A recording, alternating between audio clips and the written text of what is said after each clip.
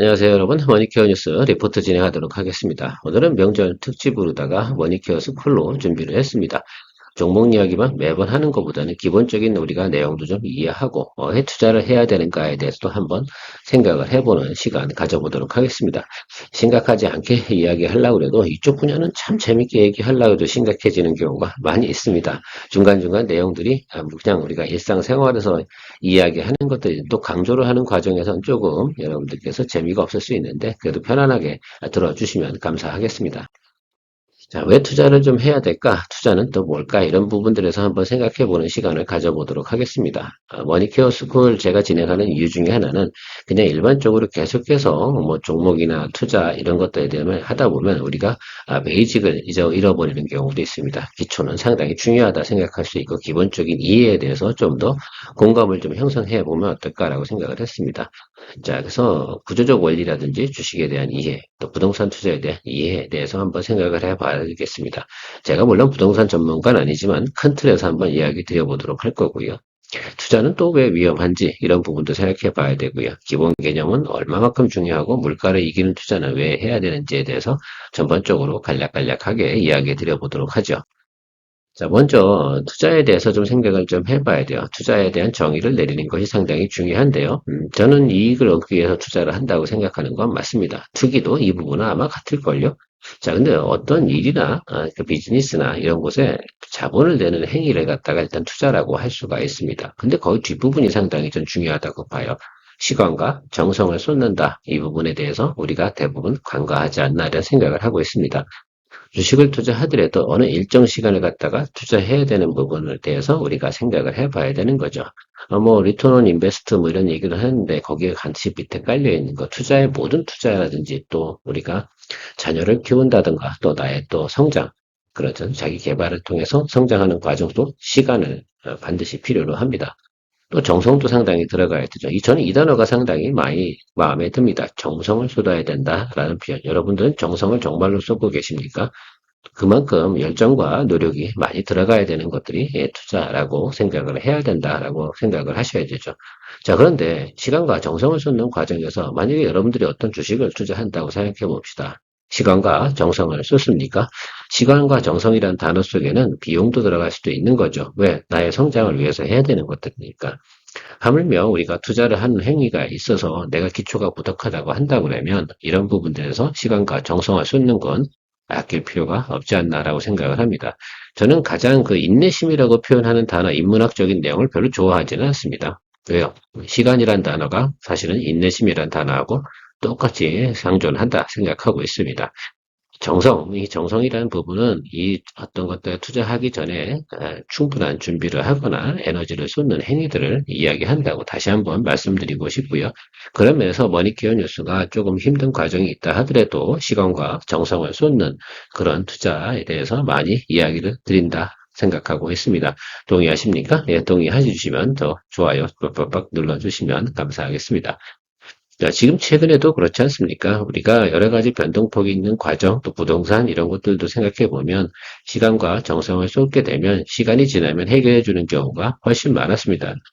저 개인적으로도 과거 지금 저도 뭐 20대 중반부터 지금 50대 중반 되는 과정 속에서 거의 30년이 다 돼갑니다. 자, 근데 그런 과정 속에서 젊었을 때 제가 배운 교훈 하나가 바로 시간을 갖다 제대로 투자하지 않았구나. 제가 정성은 많이 쏟은 것 같습니다. 야, 이게 뭐 이 기업이나 이것이 어떻게 되고 많은 리포트를 참조해서 내용을 참조했는데 제가 시간을 얼마나 보내야 되는지에 대해서 생각을 해본 적이 없었던 것 같아요. 통상 전체에 제가 보면 90% 이상이 시간이 지나고 나면 대부분 내가 투자했던 가치보다 훨씬 높아졌다는 사실을 한번 생각을 해볼 수가 있습니다. 이 부분은 여러분들도 대부분 생각해 보아야 될 내용이지 않을까 생각을 하고요. 두 번째, 투자를 하는 것이 왜 중요하냐 하면 이자보다 높은 수익성을 가져다 주기 때문이다라고 저는 말씀드리고 싶습니다. 일단 기업들이 기본적으로 대출이나 채권을 발행하는 거나 뭐 대출을 받는 거나, 그죠? 같은 원리라고 생각을 한번 해봅시다. 시중에 우리가 받고 있는 적금의 이자는 얼마입니까? 한 3%? 뭐 예를 들어서 4%라고 치면 아마 대출 이자는 6% 정도 수준이 평균치가 될 거라고 생각을 합니다. 채권을 발행하는 건 아마 6%보다 조금 높을 수도 있고요. 물론 우량채 같은 경우는 좀 낮을 수도 있기는 하겠지만요. 통상 이렇게 우리가 받고 있는 이자보다 높은 예를 들면 이자를 지급하면서 회사가 자금을 조달하게 됩니다. 회사가 자금을 조달하는 과정에서 그러면 예를 들어서 대출이자율이나 채권 발행이율이지 액면 표시율이 이율이 6%라고 치면 이 기업은 적어도 10% 이상의 그렇죠. 인건비나 여러 가지 내용, 기업의 현상 유지 이런 것들을 위해서 도대체 얼마만큼의 큰 이익을 발생시켜야 될까에 대해서 말씀을 드리고 싶은 겁니다. 그러니까 그렇구나. 이 기업은 그러니까 10% 이상의 수익을 내지 않으면 존치 자체가 불가능한 거죠. 자, 그러면 이 부분을 좀 생각해 보면, 그런 기업들이 계속해서 어떻게 됩니까? 그런 노력을 통해서 영업이익률을 높여가는 것들, 그런 회사들이 바로 뭐다? 우리가 주식으로 투자할 수 있는 원리가 되기도 합니다. 또 반대로 보면 또 부동산 이야기를 또 안 할 수가 없겠죠.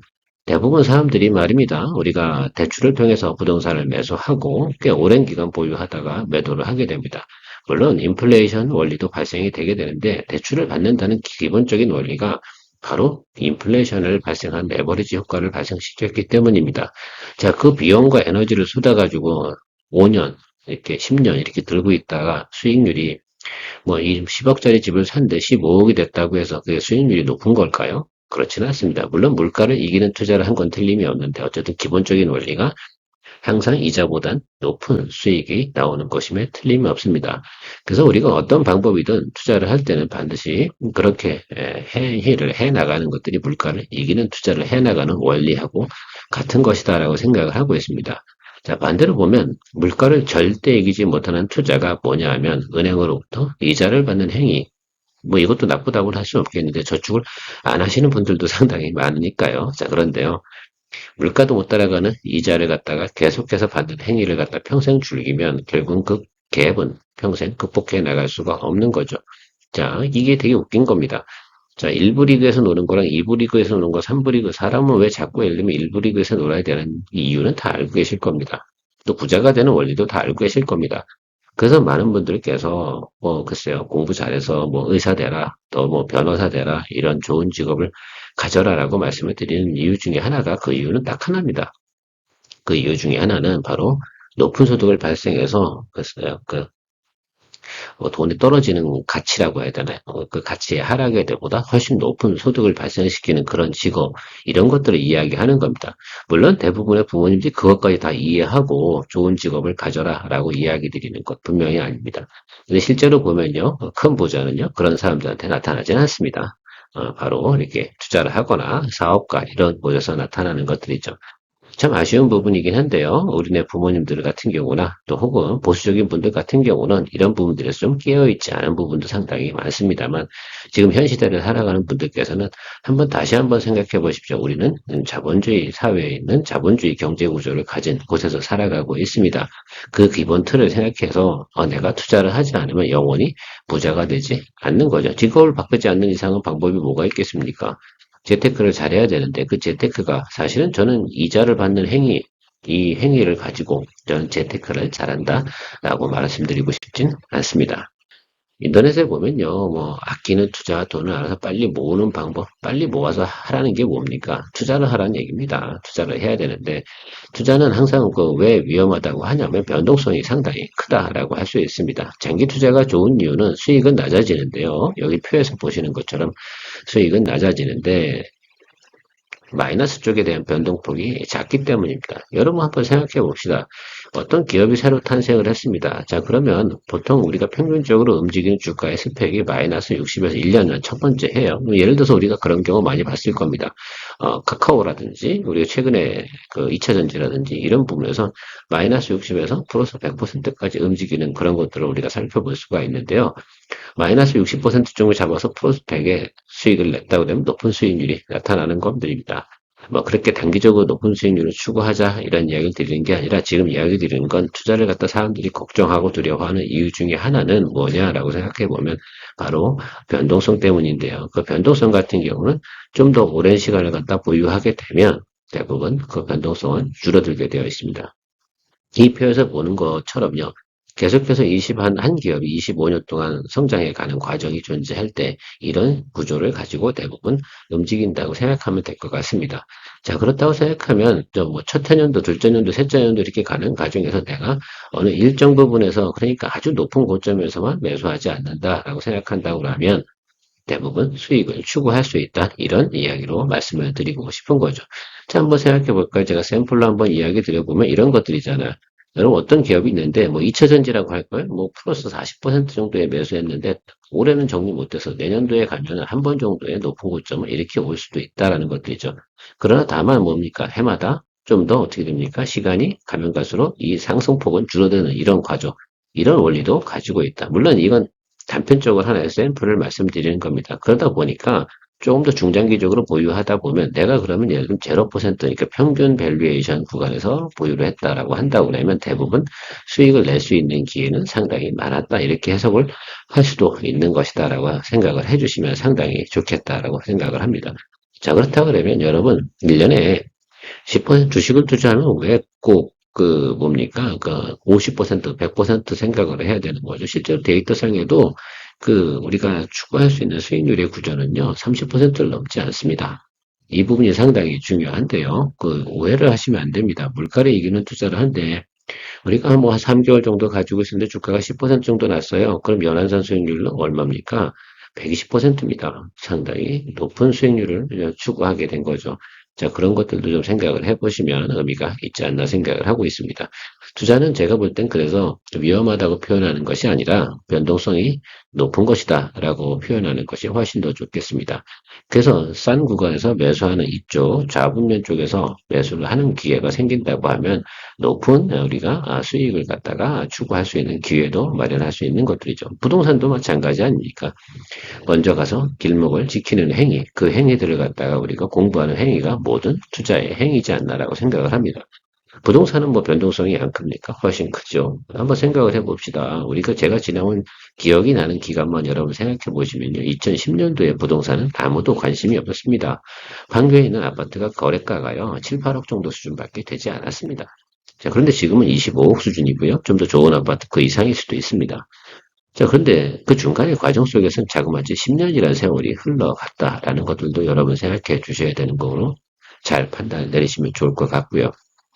자, 그럼 지금은 시가는 뭐 25억인데 그 25억으로 거래가 됩니까? 그렇진 않잖아요. 다시 또 내려와서 한 21억 뭐 이 정도가 실거래가라고 합니다. 이런 부분들에 대해서 생각하면 이것이 바로 변동폭이겠죠. 그럼 뭐 하면 되겠습니까?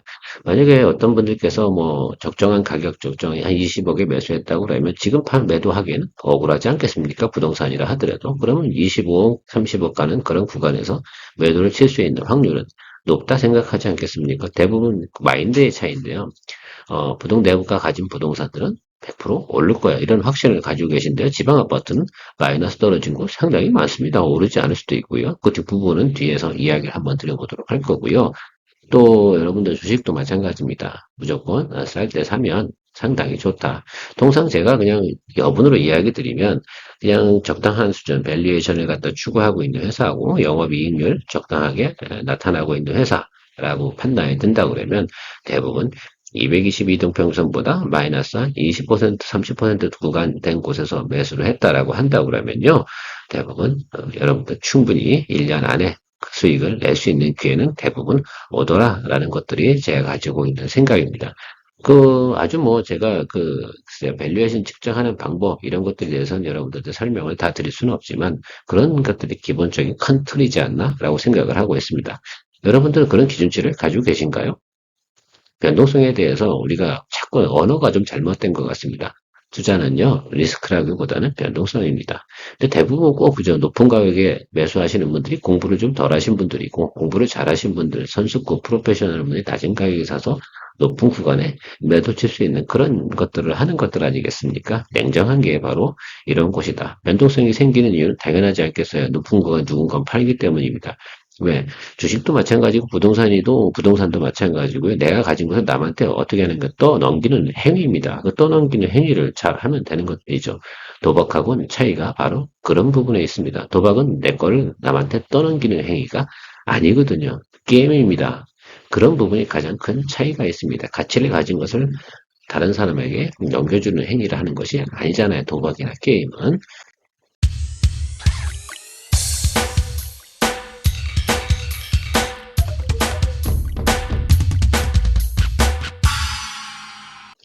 자, 물가를 이기려 투자를 해야 된다고 생각하시면 될 것 같습니다. 지난 50년 동안 쌀은 30, 300원 올랐다고 하고요. 소고기는 가격은 130, 300원 올랐다고 합니다.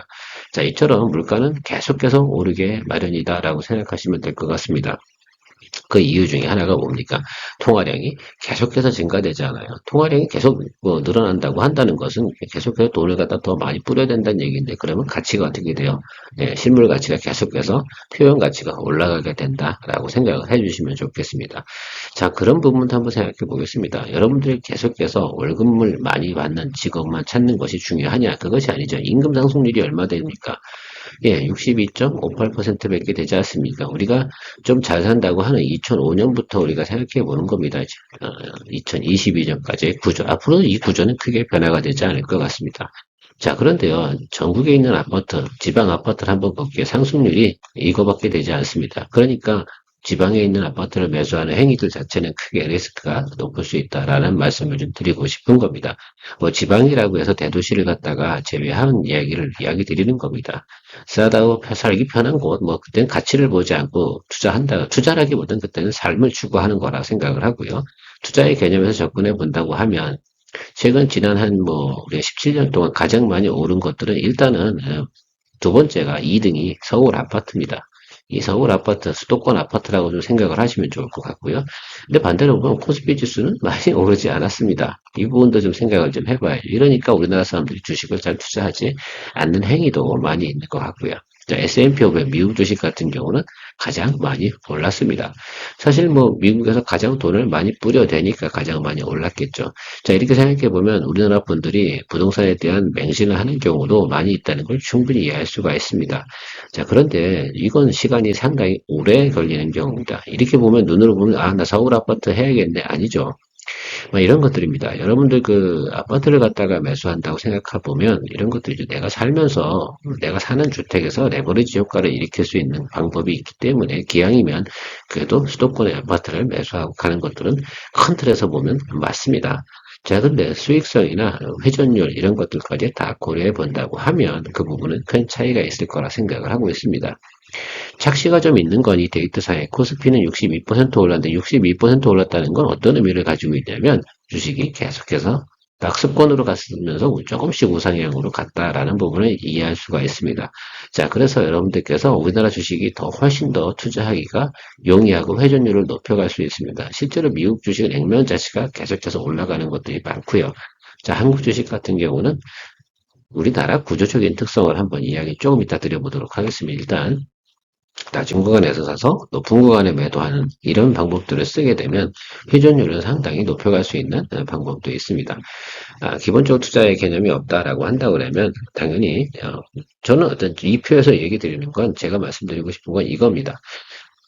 월급을 많이 받는 것 자체 때문에 절대 부자가 될 수 없다는 내용들을 이야기 드리고요. 그리고 어느 정도 좀 소득이 된다고 하고 내가 능력이 된다라고 생각하고 돈을 빨리 모을 수 있었다라고 생각한다 그러면 지방의 아파트 사는 행위, 적어도 제가 볼 때는 지금 같은 경우는 그렇죠. 지금 반도체 클러스터 단지 이제 평택까지죠. 평택 이하로 내려가는 행위는 하지 말아야 된다라는 것들이죠. 집을 사더라도 그 위쪽 선에서 매수를 해서 보유하고 레버리지를 일으켜서 진행해야 되죠.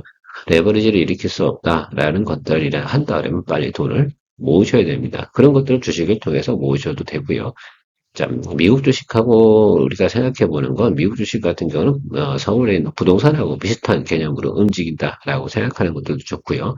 그래서 우리가 미국에 있는 주식 같은 경우는 정보를 갖다 파악하기도 어렵습니다. 그래서 간단한 논리로만 말씀드려보면 크게 매크로적인 부분에 투자를 한다고 그러면 장기를 보유한다고 그러면 미국 주식을 투자하는 것이 100% 맞습니다.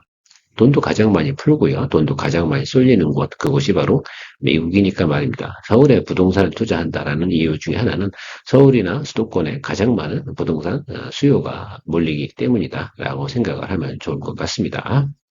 자, 아무튼 우리가 좀 생각해 봐야 되는 것들은 물가도 계속 올랐단 말입니다.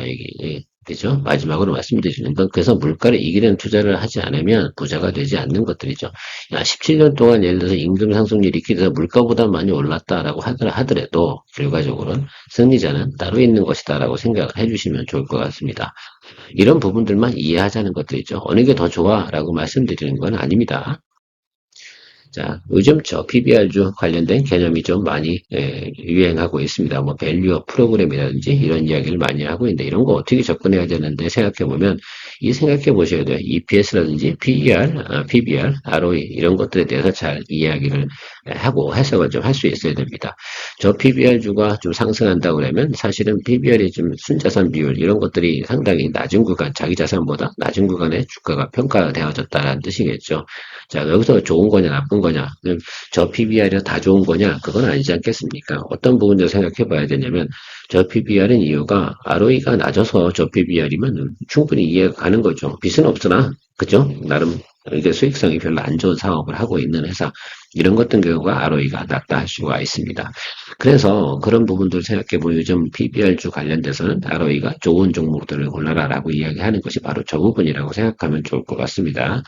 자, PER 같은 경우는 우리가 통상적으로 성장주에서 많이 적용하는 그런 밸류에이션 측정법이라고 생각하면 좋을 것 같은데, 어쨌든 내가 투자한 원금을 회수할 수 있는 기간이 몇 년이 걸리냐, 뭐 이런 표현으로 해석을 하시면 좋을 것 같습니다. 자, 그런데 이것들을 보통 평가를 할 때, 뭐, 그래서 이 정도 밸류에이션, 그러니까 뭐, 바이오다, 그럼 뭐 25배를 준다, 뭐 아니면 IT 반도체다, 그러면 15배 정도는 주는 게 기본이다. 이 평균 밸류에이션을 갖다 여러분들이 업종별로 좀 알고 계시다고 하면, 제가 앞에서도 말씀드렸지 않습니까?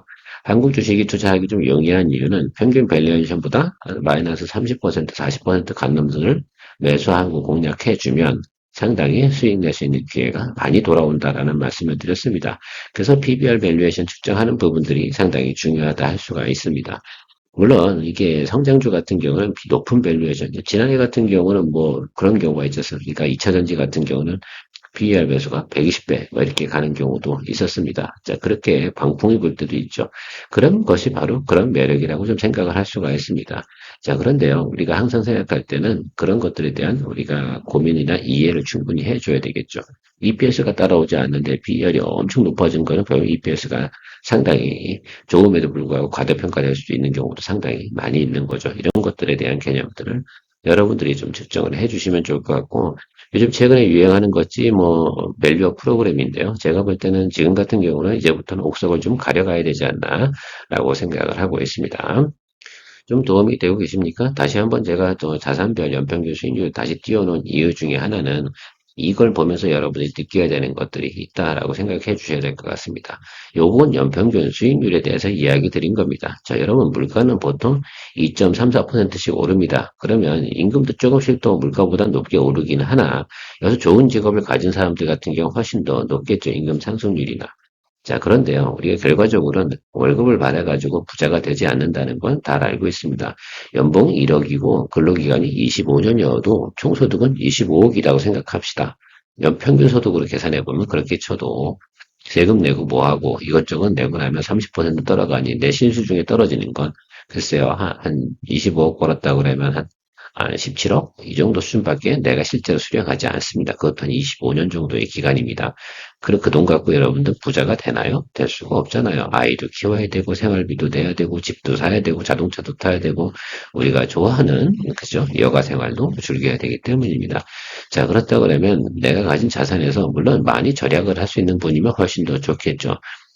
그런 겁니다. 재테크를 하지 않는다고 그러면 내가 그 버는 소득의 50% 이상은 무조건 저축을 해야 될 겁니다. 이자 받는 곳에.